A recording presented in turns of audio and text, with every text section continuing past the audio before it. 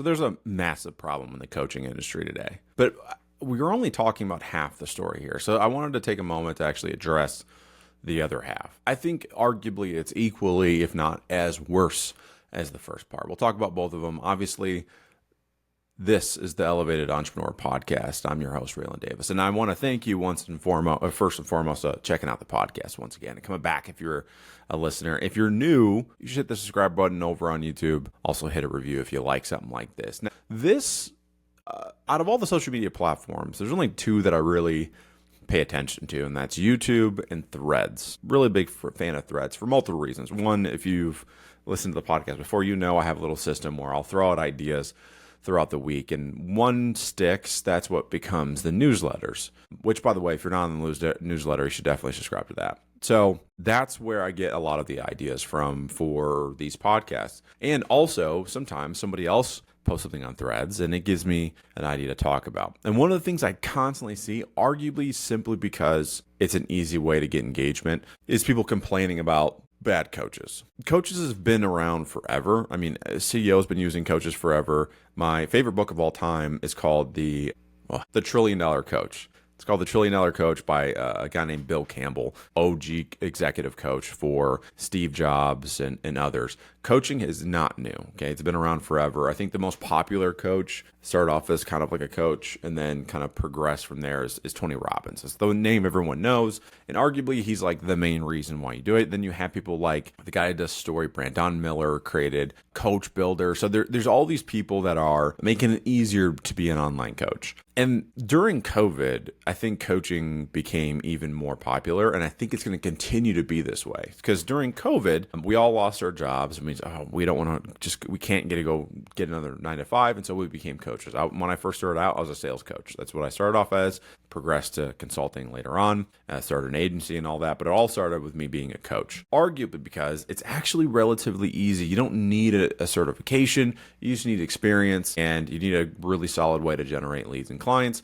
And today it's never been easier with things like Instagram, YouTube, newsletters, things like that. With that being said, you can obviously see the first part of the story, which is because it's so easy for people to become coaches, you literally just got to put coach in your Instagram handle and be willing to get on the phone with people and enroll people into your programs. It's relatively easy to become a pretty successful coach. And as a result of that, there's some charlatans that are getting into the space. There's some people that literally don't really care if you get an outcome or not. And they're simply just saying some good things online and getting some cases 6 or 7 figures doing it. Okay. So it's easy to see, hey, I can see why people are really annoyed with the coaching industry today. People go online, predominantly Threads, which I'm mentioning now, and saying, hey, this coach, I reached out and they did this and they did that, and complain, and everyone can raise their hand and say, yeah, I had the same experience with a different coach, and the coaching industry is flawed and this and that. And we need to go back to just having people take certifications or whatever the story is. But that's only one half of it. And it's valid. There are some charlatans out there. And as my friend Joe Polish talks about a lot, which I'll mention later on in the episode as well, just because I just did an interview with him and I'll talk more about him in a little bit. But one of the things he talks about is any idiot could be a thought leader. Very few people can be a results leader. So that's part of it, right? People are trying to sound good. They care more about sounding good online than they do actually getting results for people. So like I mentioned earlier, that's one half of the problem with the coaching industry, but there's another part of it.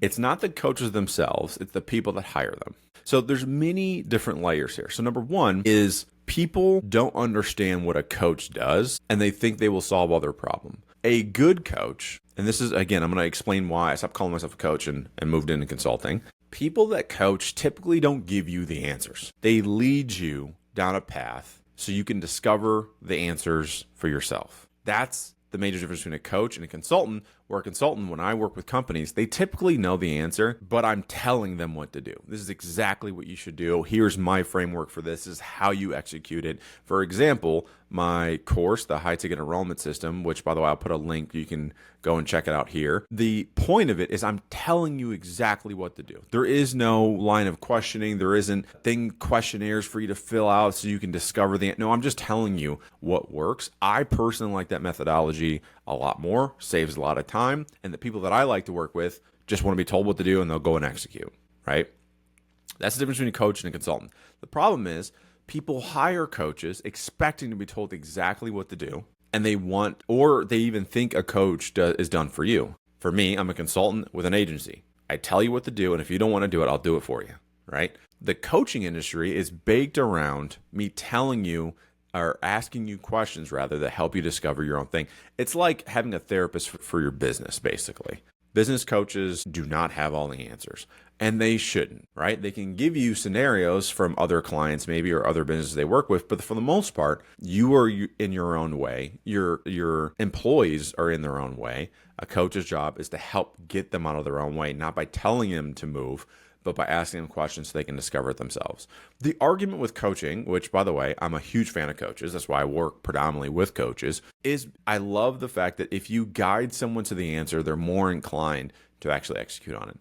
But the first problem we have in the coaching industry is the people that hire them don't know the difference. And so when they go through these programs, they don't discover the answer. They go, man, this is taking too long. The first 3 months of this was just discovery and me going through questionnaires I've been through before. Okay, you should have known that was the path in the first place. That's on you. The other problem is the fact that they're not doing their due diligence and making sure that the person that they're hiring as their coach is a good fit for them. Because there is such a thing. By the way, this goes probably both ways, which I'll get into in a little bit.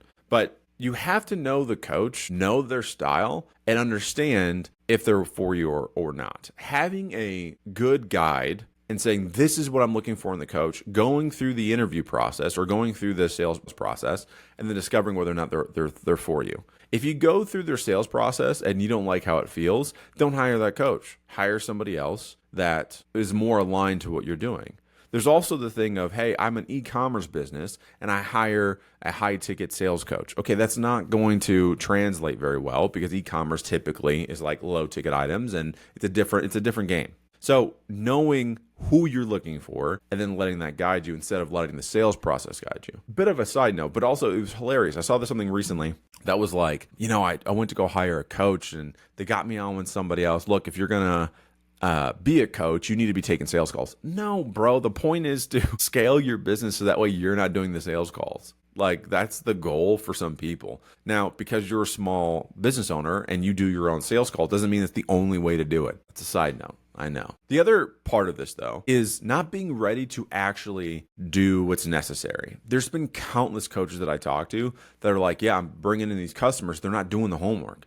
They're not doing the exercises that's going to lead them to the results that they want. And then they want to complain to me that ultimately, I'm the reason why they're not successful, which again, I mentioned earlier is the reason why I got out of coaching. I don't coach anymore. I consult. I can tell you what to do. If you don't execute, that's on you. On the other side, though, when I was a coach, I had plenty of people that would miss coaching calls, that would not do the homework, that would make excuses as to why they didn't implement. And the excuses typically were ranging from, hey, I couldn't do it because of X, Y, and Z, to, hey, it didn't feel right to me. Okay, well, you came to me for my methodology, and this is ultimately what it is, and I would have to fight with them. So instead, I just moved to this methodology of like, hey, here's what you need to do. If you don't execute, that's on you. But a lot of coaches are not there. They don't do the consulting part. They do the coaching part. So then we turn around and get mad at the coaches saying these coaches suck. No, some suck. Again, I want to make sure this is not a coaching industry apology video and podcast. That's not what this is. Okay. Once again, there are some shitty coaches out there that don't know what they're doing, that ultimately struggle. But the majority of coaches that I have personally worked with care about the result for their customers. They care about their clients. Probably, I would personally say, too much. They care too much. They invest too much, but it has to be both ways. The coaches that I work with typically put so much time, money, and energy into their clients that they're losing money. They're losing money taking on these clients, and the clients don't follow through. If you're going to hire a coach, you have to be willing to do the work. That is the other side of this story. One side of it is absolutely there are bad coaches out there. The other side of it, though, is that the clients that we bring in are not ready. And we have to be willing to say, hey, you're not a good fit right now. Which brings me to what I was saying earlier, the Joe Polish thing. So we did an event at Genius Network, which is a high-level discussion group. That's $35,000 or $100,000 to be in. It's an outstanding group. Some of the best entrepreneurs in the world have been there. And the founder of it, his name's Joe Polish, a good friend of mine. And I interviewed him for a little bit. And he was talking about his concept called ELF versus half. ELF is easy, lucrative, fun.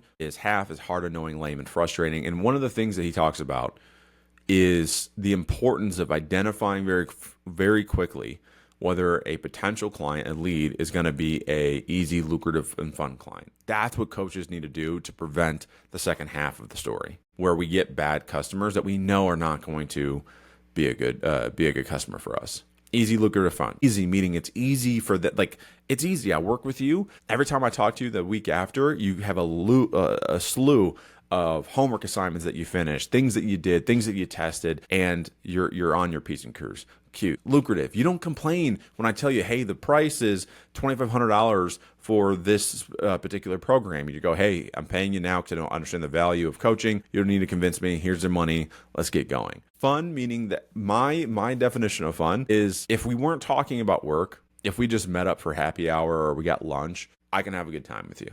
For me personally, fun also means that you're willing to experiment with different ideas that we have. So like, for example, I have a customer I've had, or a client that I've had for going on 4 years now. Every time I go to her and say, hey, I got this crazy idea. Here's how it would work. Here's the results that I'm thinking we're going to get. She usually just says, all right, let's try it out. Why not? Right? That's fun to me, right? It allows me to be creative as the consultant, but also for her, it's fun because we get to experiment with things that nobody else in the industry is doing. And so it's mutually beneficial. Okay. So that's ELF. On the other half, you have half: hard, annoying, lame, and frustrating. So the thing that you have to do is go through and define what half is. So that way, during your own sales process, you can identify and qualify them as a half customer and not bring them on. Hard. You can tell, like for me, if it's a bunch of haggling back and forth on the sales process, I usually, at that point, I'm like, you're going to be hard. It's going to be annoying to work with you. That brings me to the next part, annoying. If I gotta haggle with you on price, it's not gonna work. Because for me, what I have found is that if you're penny pinching on, hey, you know what, I think you should give me a discount because of X, Y, and Z. Then what happens is when it comes down to us working together in some other things, or maybe you're in the agency, you're gonna say, hey, well, I didn't get this, so I want you to take off this and this. Like, it's gonna be too much back and forth. My favorite clients are the ones that go, hey, here's the money, let's get going. And they're easy to work with. I hear horror stories all the time from coaches that say, hey, you know what? Like I had a family emergency pop up. I had to run out to go get my son because my son got in trouble at school or something. And I had to reschedule like just a couple days later for a client, and they wanted their money back. Like, you don't want that. But you can tell that that's the type of client they're going to be well before they become a customer. The other part of it is lame. If they're boring to work with, again, I have a certain type of industry that I work with. Typically, I'm working with coaches, consultants, and higher education. Why? Because I don't think it's lame. There's some industries for me that are boring. When I think about the work that they do, I don't get excited about it, right? I get kind of bored. I'm like, I don't know. Versus, right, recently my agency was working with somebody that works in recovery. That was exciting to me because I love the idea of him going out there and working with people with addiction and really helping them. I loved the idea. At higher education, I absolutely love working in that field because I know that the work that we do on the sales side produces graduates that's going to go and get jobs in welding and so on and so forth. So find careers or find industries that's exciting to you, and just because of the money, don't let it come in. The other part is frustrating. Again, pretty easy to define. There is one more in half that could be switched out that's even more dangerous. It's hard, annoying, lucrative, and frustrating. We've all had customers that willing to pay us up the wazoo, but they're most annoying customers that you ever had. I have one that I'm thinking about right now. Obviously, I'm not going to name him, but he was one of those people that was paying me handsomely, but he was hard, annoying, and frustrating to deal with. So one of the things that Joe said during the interview as well, he said that ultimately, not all money is created equal. Not all money is created equal. There are some customers that are going to pay you a certain amount of money, and it's just not worth it.